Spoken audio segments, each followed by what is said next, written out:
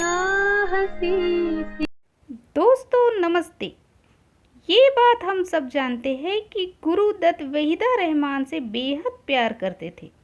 गुरुदत्त के बैनर की हर फिल्म में वहीदा रहमान के लिए अलग से खास सीन लिखे जाते थे। वहीदा रहमान के बिना गुरुदत्त फिल्म की कल्पना भी नहीं करते थे।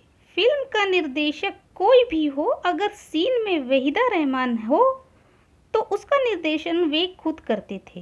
सितम रहे न तुम हम। वहीदा रहमान के बहनोई रऊन ने तो यहाँ तक कह दिया था कि गुरुदत्त धर्म बदलकर वहीदा रहमान से शादी भी करने के लिए तैयार हो गए थे। ये झुके झुके नैना, ये लट बल खाती तो दिल। फिर ऐसा क्या हुआ था जो गुरुदत्त ने वहीदा से रिश्ता तोड़ लिया? इसके बारे में गुरुदत्त के दोस्त अबरार अलवी ने अपनी किताब 10 ईयर विद गुरुदत्त में बताया है कि ये रिश्ता कैसे टूटा।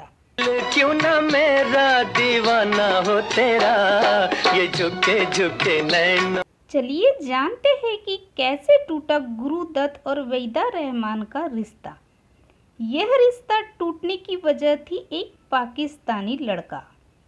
तो बात उस समय की है जब भारत में यह खबर फैल रही थी कि गुरुदत्त मुसलमान बनकर यानी कि धर्म बदलकर वहीदा से शादी करने वाले हैं। गुरुदत्त और वहीदा की शादी की चर्चा उन दिनों जोरों से चल रही थी और उनकी पत्नी गीता दत्त उस समय लंदन में थी।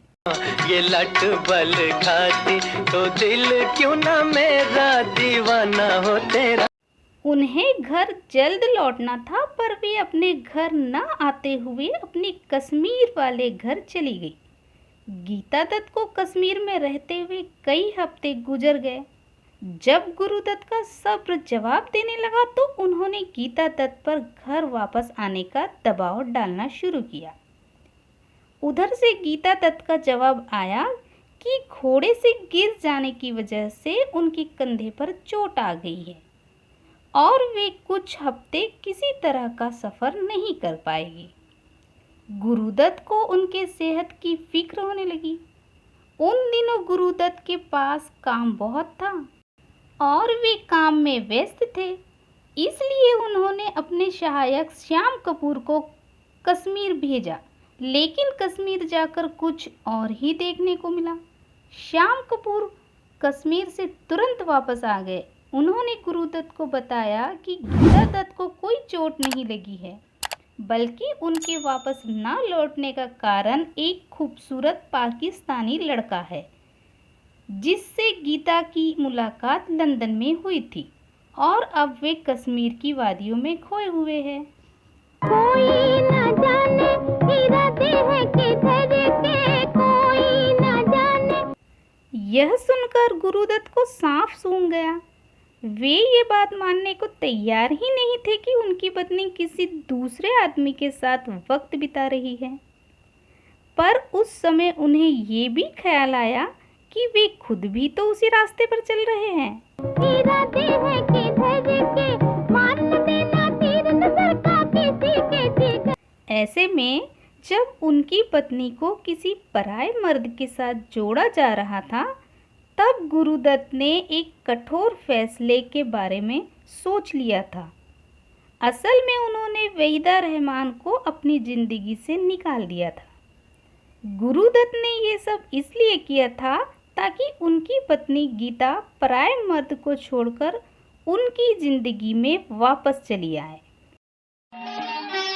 जुल्फ़ शाने पे मुड़ी एक खुशबू। गुरुदत्त फिल्म्स के सेट पर वहीदा रहमान का मेकअप रूम गुरुदत्त के मेकअप रूम के साथ ही था। उसी के सामने एक और कमरा था जो गुरुदत्त और वहीदा रहमान के कमरों को ढक देता था। यहाँ तक कि वहीदा रहमान किसी दूसरे बैनर के लिए शूटिंग कर रही होती तो भी वे उसी मेकअप रूम का उपयोग करती थी। एक दिन जब वहीदा रहमान अपने मेकअप रूम में आ रही थी तो गुरुदत्त के एक करीबी आदमी रतन ने ये कहते हुए उनका रास्ता रोक दिया कि अब वे उस मेकअप रूम में नहीं जा सकती। जब वहीदा ने इसका कारण जानना चाहा तो रतन ने इसकी कोई सही वजह नहीं बताई।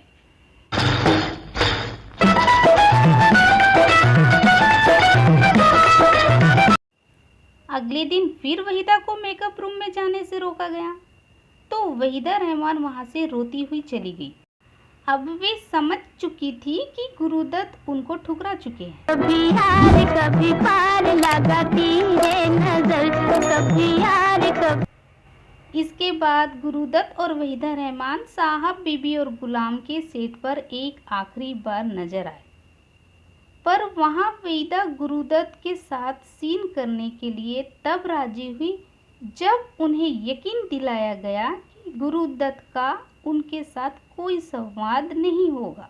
पार लगाती है नजर, सैया घायल की अरे तूने मोरा जिगर।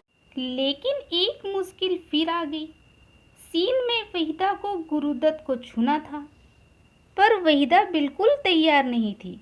बड़ी मिन्नतों के बाद वहीदा ने गुरुदत्त के कंधे पर हाथ तो रखा, पर नज़र उठाकर देखा भी नहीं, और इसके बाद दोनों अलग हो गए और फिर कभी किसी फिल्म में काम नहीं किया। तो दोस्तों, ये थी गुरुदत्त और वहीदा रहमान की प्रेम कहानी। आपको कैसी लगी कमेंट में ज़रूर बताएं और मेरे चैनल को सब्सक्राइब करें और वीडियो को लाइक करें और शेयर करें।